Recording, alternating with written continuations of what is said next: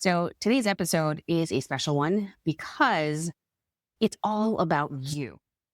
And more specifically, it's actually answering your 5 questions that you had submitted to me either through Facebook or Instagram or on DM when we had chats down there, or also from different situations where I read the questions in different Facebook groups that I've been in, and also in real conversations with real people from all around the different parent communities that I'm part of. So if ever you had a question in regards to parenting, organizing, getting your poop together, this is the episode that you're going to want to listen to, take notes on, and maybe even put it on save so that you can come back to it later. Parenthood is challenging enough as it is, and getting organized sounds easier said than done. Now, combine these two together, and it's truly a balancing act that many of us struggle with day in, day out. If you're here, it's because you want to know how to get your life and home more organized and structured where the kids are involved too, so that parent life is a little easier and you can focus on what truly matters. Hey there, I'm Dianne Jimenez, owner and founder of One Tidy Place. I created this podcast because I know parents have their hands full. I know this because I have 3 kids of my own. Each week, we'll talk about all things organizing, teaching kids life skills, and contributing to the home, being on the same page with your partner, and raising your kids together while you tidy up, go out for a walk, or just need some real talk. I'm here for you. Thank you for tuning in. Are you ready? Let's do this. Hey there, welcome to another episode of the Organized-ish Parent Podcast. I'm your host, Dianne Jimenez. So this episode, it's actually one that I had posted live about a month ago on my personal Facebook profile. So with Facebook's new rules now, it all gets taken down after 30 days. And I didn't want to just load it up there and it gets forgotten. I wanted to put it in an actual episode so that people can come back to it again and again whenever they want to, and it's easy to find. So if you're not yet following or subscribed to my podcast, please do so, clicking on that bell or that plus sign from wherever you're listening to or watching this podcast show. I would truly appreciate it. So enjoy this episode, friend, and I'll see you on the inside. Are we live now? Yes. Okay.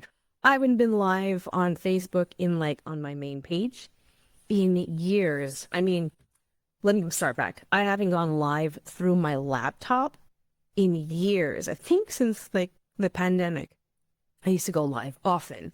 And I usually go live on my phone, which is pretty straightforward. But here, this whole look behind the scenes with the laptop is totally different. Now that I got all that in order, first, I just want to say thank you so much for submitting the questions to me on private. Some of these were during the 24-hour, time since I announced that I was going to do a live. And also, most of them were from conversations with clients, friends that I picked up on. So I hope that the questions and the topics that I'm going to be covering today on this live will help you and guide you and spark some action from you. All right, so let's begin. I'm so nervous, but I'll be okay. So the first question came from, I'm not even going to say who it's from because, some people don't want to be revealed, and that's okay. So I'm going to just keep everything anonymous because maybe this is you also. So question 1, how do I teach kids to be more independent without feeling guilty after not doing enough for them? This is classic mother feelings. Okay, I feel this too sometimes. I did feel this actually. So getting kids to be a little more independent is actually a sign of love in action. What do I mean? Getting them to be more on their own is actually a good thing because you're preparing them for their future and life into teenagehood, adulthood. And that in itself is a gift. You're giving them a gift so that they can be successful in the next phase and next stages of their life. What you need to do about this guilt is to check yourself. Are you holding yourself back for them or because of them? Or Are you holding yourself because it feels easier and safer? I guess easier for you to control it. So I'm going to ask you again to check with yourself. If you're feeling guilty, is it because you're holding back because of them? Or is it because it feels easier for you to just control it all? Now, when it comes to getting the kids more and more independent and not wanting those guilty feelings to start creeping in, I suggest for you to start small, getting them to be independent with small little things, small little tasks, and then build upon each other. Like all those independent tasks, let's say, will build up into becoming more and more independent. So for instance, if you're the one preparing their lunches every day, either the night before the day of, and you're rushing and everything like that, and you're just doing all the things for them, but you want them to be a little bit more independent, you can start by having them, gather not the main stuff, but like the snacks or the water, or getting the bag together, and then slowly releasing that task to them by allowing them to help prepare the actual main lunch. It could be the small task like that, as opposed to saying, no, you're taking care of everything, right? It might be too much for them, it might be too much for you. But basically, starting small will build upon each other. Next, confidence. They feel very proud when they feel trusted, right? That happens to all of us. I think sometimes when our parents, our boss, our friends, they give us something to take care of, we feel confident in ourselves. We feel trusted, and we feel that love, that like, wow, they actually entrusted us to do this thing. So if that works for us, would that not work for our kids too? So an example of this is when I was younger, when I was about 8 years old, my parents gave us kids, myself, my sister, my brother. I don't think my sister had a key. I think my brother had a key, so we were called latchkey kids. But I had one for sure. My mom gave me this keychain. It's a heart keychain that I still have to this day, 41 years later, that they had entrusted me to hold this key because we used to come home for lunch during school. So our parents left early in the morning, and then we went to school on our own, came back together for lunch, and then left to go to school, and then come back, and then our parents didn't come home till after 5. So we were home a lot. It's the 80s, things really flew then. So whenever I see that keychain now, it's kind of like a reminder that my mom trusted me to have this key, right? And it moved on to, as I grew up, became a teenager and a young adult, my parents put a lot of trust in me in a lot of other things, bigger things, like important things. And that was huge.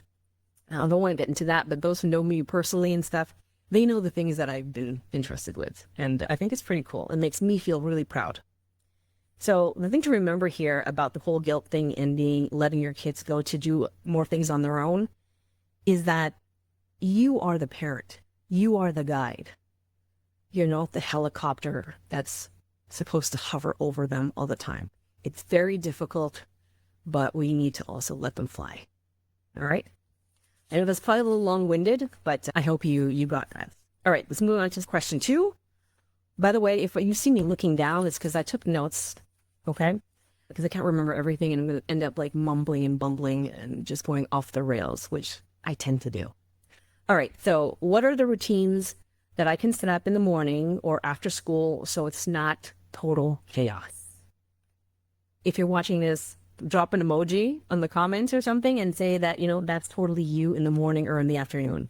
Just say me in the morning or me in the afternoon or even before bedtime. Okay. So that we know, people watching this, they know that they're not alone. So how do we deal with all this chaos? First and foremost, predictability calms the chaos, right?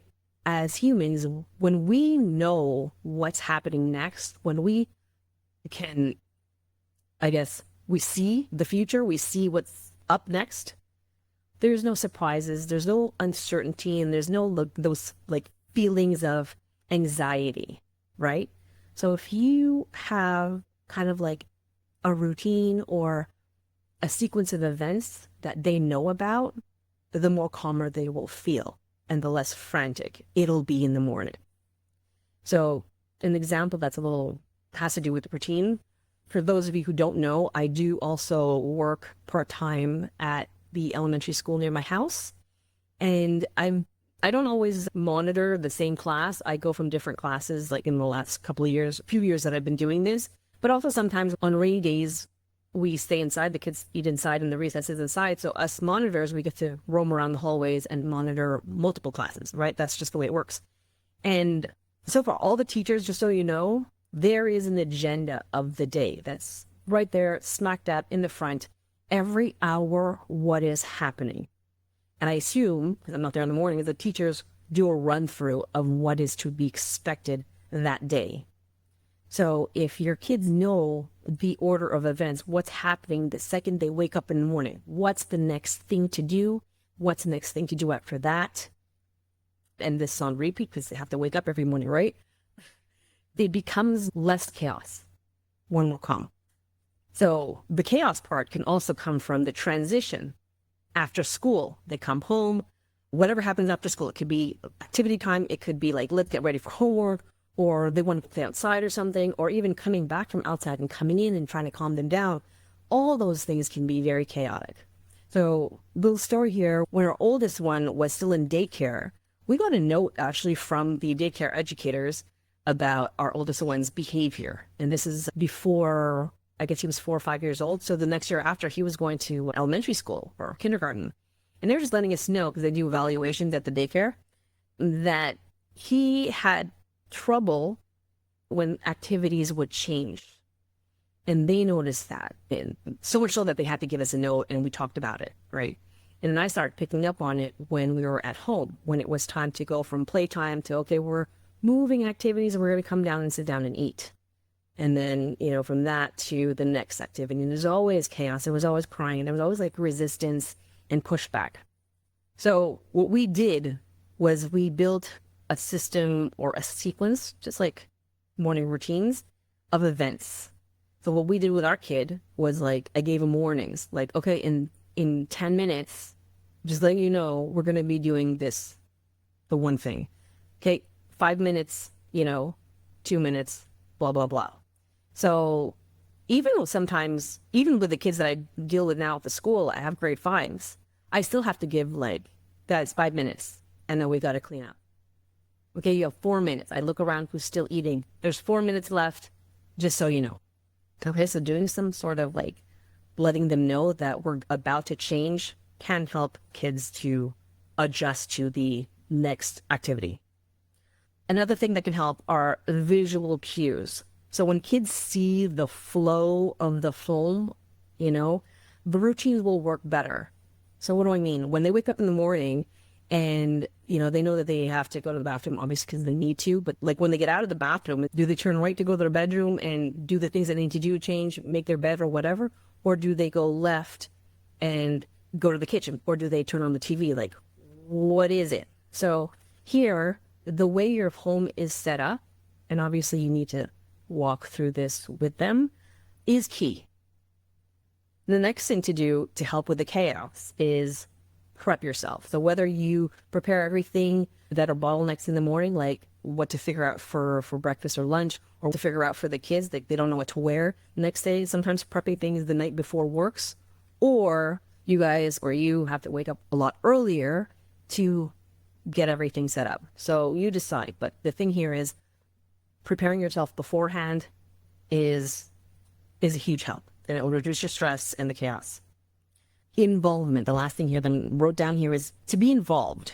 I mean, not just you. I'm talking about the kids. When the kids have ownership on a piece of that routine, they feel calm. So like I said before on the last question, when they're entrusted in something, they feel that. So they perform better and they feel calmer and they want to help with the process. So I hope that was clear there. If there's anything that you're unsure here with what I'm covering, please send me a DM or even write your questions in the comments and I will answer them right after this live. But I want to make sure that this is all crystal clear, okay? Moving on to question number 3. I feel like I spend all my time and energy dealing with the house and have nothing left from my business. How do I balance both without burning out? Whew. Girl, I have been there. Yeah, I fully understand. Thing is, the things that drain our energy, and I notice this in a lot of people and people that I know that are very close to me, that a lot of the energy gets drained because we are micromanagers. We want to know everything, we are aware of everything, and we want to do everything for our family and for our house. That is very energy draining. To think about what's next, to think about the consequence if this next thing doesn't happen, who needs what, when, what's to come, all the prep with that, you know what I mean? And then taking care of it, like actually taking care of it and planning things and like executing it. And that's a lot. And that is energy draining. If you're just listening to this right now and you're like, oh my God, yeah, you know what I mean. The systems though, systems save energy. The same way you have systems in your business, right? So if you get like an order, there's a sequence to that. Client orders something, what's the next system? Or if you have to put a social media post out, okay, there's an order to that. You got your hook, you got your caption, you got your call to action, and then you got your scheduling, right? The same thing kind of has to happen, not kind of. The same thing should happen at home. You need to have a system so that people know what to expect, right? I talked about it before. Everybody is in the know of what is the sequence of events. So systems save your energy. Next, boundaries. Boundaries matter, right? So huge on-time blocking. If you've ever followed me before, I've showed my calendar or my agenda, my planner of like the blocks and the circles or the squares that I make in my calendar. So I visually see the time slot that I am working, and I can see the pockets of time where I have free time. So you need to stop letting your home tasks trickle in to your business time and really be adamant about that. It's so tempting, especially because if you work from home, you know, it's like, oh, I'll just pick up the basket from outside. Oh, I hear the laundry ding, so I can switch it over and stuff. Oh, there's a basket there. I could just fold the towels real quick so we don't have to do it later. That, I'm guilty of this, by the way. That is an energy drain. That is killing your business when your business also needs you at this time, because you know what? You only have a small window, especially if you work from home and the kids are coming home at a certain time. Yeah, my kids are going to be walking in here around 4 o'clock. So by the time I finish this, they're going to be rolling in. So warning, you might hear the beep, beep, beep, beep of them walking in. So try not to let your housework trickle into your business time, okay? Next, when it comes to spending all your energy and time on the house, dealing with the house stuff instead of your business, like you don't have any more energy left for your business, is to prioritize the energy givers. What does that mean? Not all tasks are equal. So some of the tasks are super draining, and some of them help to release energy so that we can keep going. What are these? Well, it depends. For me, small wins boost energy.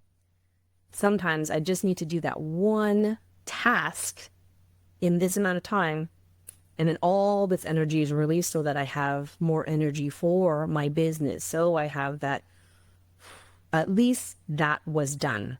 I can say that at the end of the day. At least I did that one thing. Okay?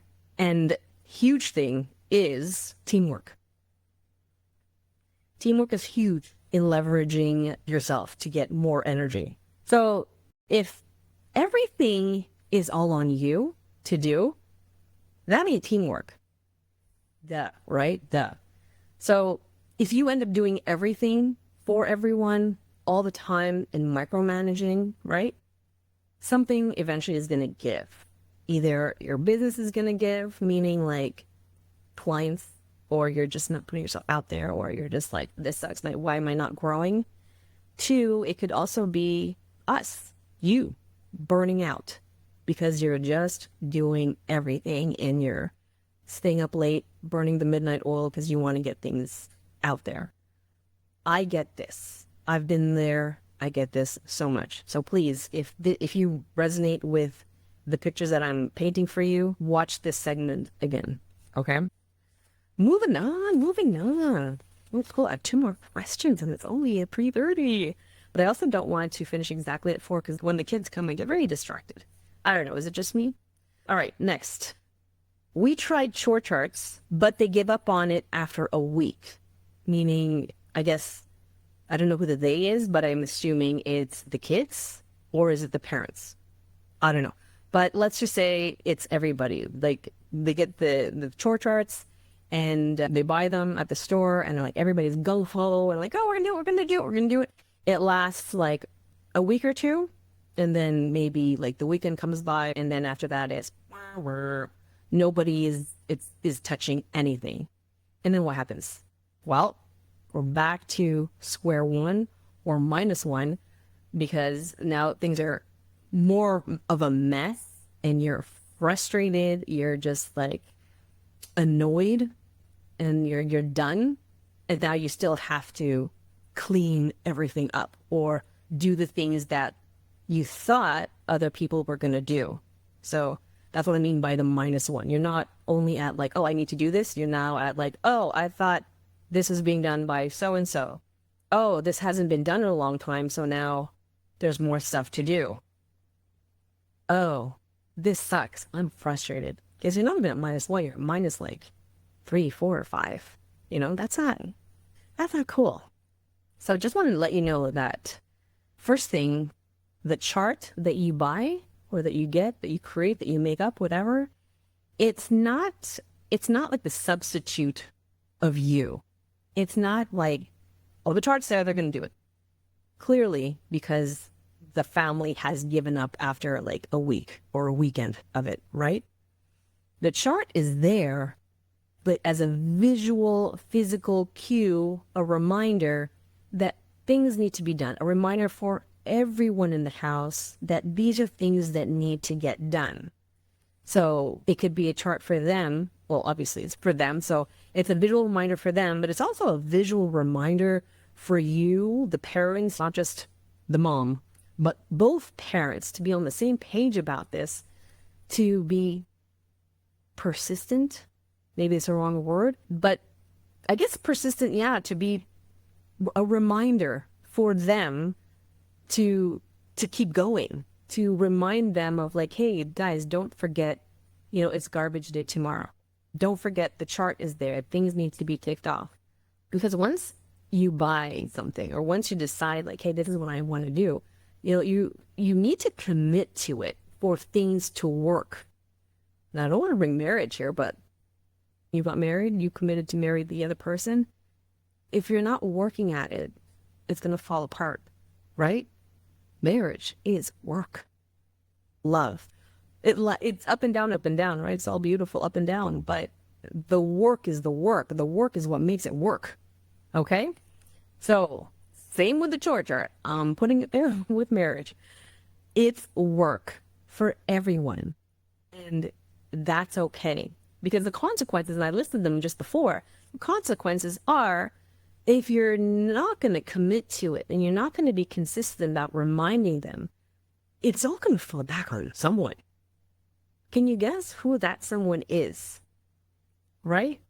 And it's going to take all of your time, your energy, your will to just do it all. And what would you rather, I heard this before, sorry, I'm like rambling here, but everything is difficult. Life is difficult. There's different grades and intensities of difficult, but you choose which difficult you want to go with, which path of difficult you want to go on. The one where you're doing everything and you have no time for anything else and you're drained, you're burnt out, you're angry, you're stressed, you're feeling resentment, or the difficult path of, hey, partner in my life, we're going to be on this with the kids. Let's help each other in reminding the kids and guiding them to be doing these tasks so that we can better prep them for the future. Drop a comment if you understand what I mean, if you're getting this right now. I really want to know that you're understanding this, okay? So essentially, it's pick your battles. Pick the battle, pick the lesser of the two evils. Because the big picture here, like I said, is teaching them responsibility so that they are better prepared for the future. And you did your job as parenting. Woo! All right. My last question here. How do I get my kids to actually follow through on chores without nagging or repeating a million times? If you're a parent, I just said it, repeating. Yeah, if you're a parent, have you not repeated? Yeah, it's almost kind of like a badge. Once the kid's out, it's like, badge. You have a repeat badge button on you now. All right, so the first thing is we need to shift our mindset, okay? Asking ourselves, like, the kids are not doing their thing, and I want to get them to do it. They need to do it. They have to do it. It's there, okay? We need to shift our mindset a little bit on that it's not about getting them to do it, but about building the habits and the expectations that don't rely on you doing the thing. You know what I mean? We want to set it up so that you're supporting them in building that habit of doing the tasks, as opposed to saying, do it. You got to do that. So ask yourself, how can you support them here? And I'm not saying to do the thing with them all the time. There's ways to do this. Next, we need to be clear, being super crystal clear on the task. Every step from beginning to end, meaning what our expectations are when the task is done. That needs to be clear of what it is.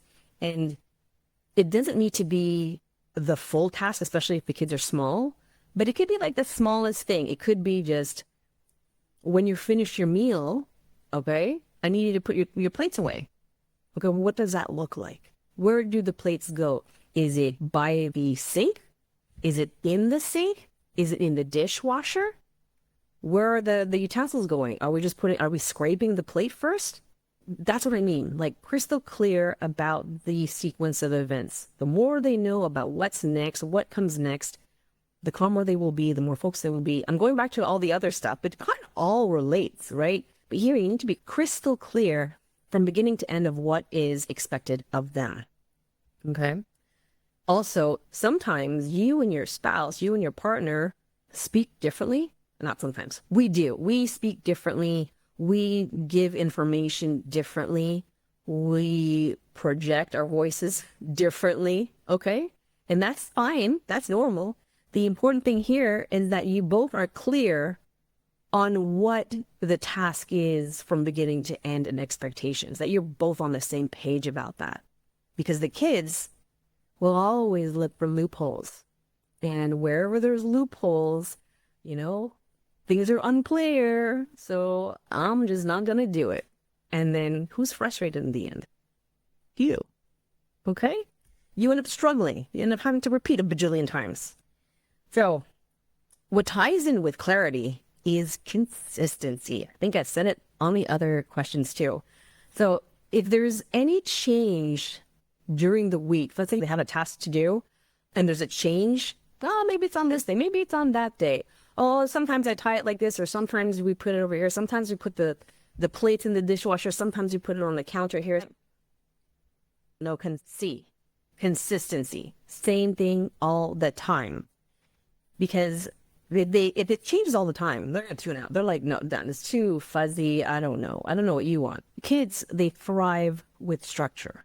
Okay? If you want them to stick to something, you need to structure it so it's the same. It's clear. It's consistent.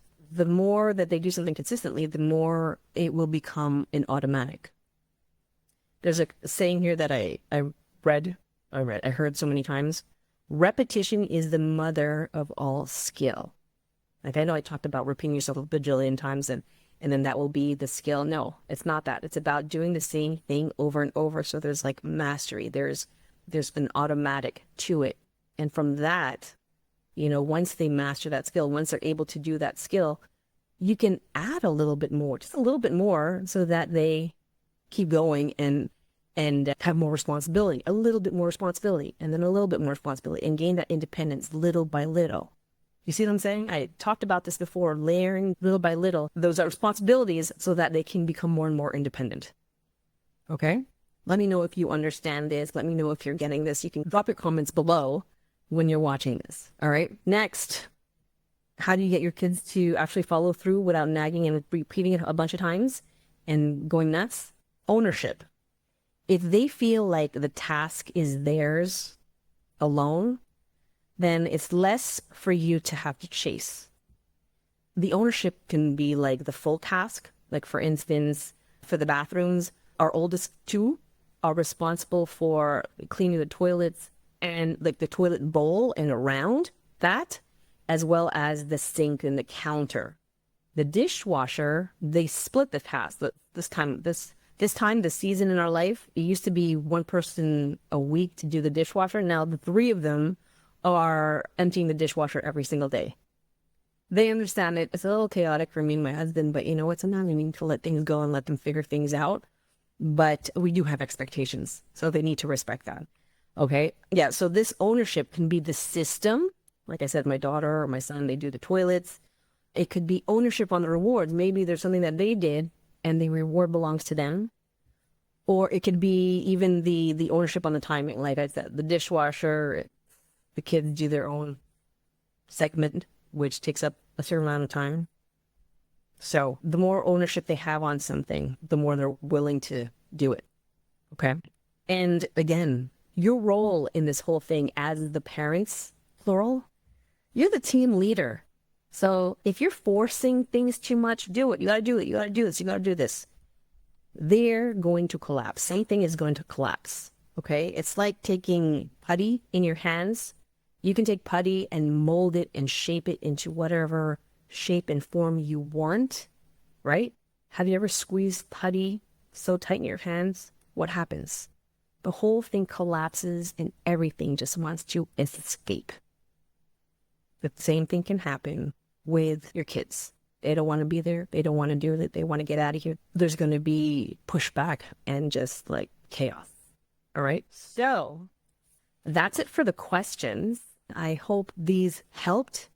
And again, if you have any questions that you'd like me to answer or put on a podcast episode or whatever, like that's totally possible. And I'm going to do a little drop here on my private Facebook group, the Time Freedom for Mompreneurs. If you're a mom or a dad, it's mostly women in there. That's okay. I have my husband there, and a couple of his friends and buddies are there who are husbands, fathers. It's a group for basically helping you find more time so that you can use that time for your business. It's for you to use that time to find that time, reclaim that time for possible projects or passions that you want to pursue and you just never had the time to. Or it's even just reclaiming that time so that you have time for yourself to focus and deal with the matters at hand.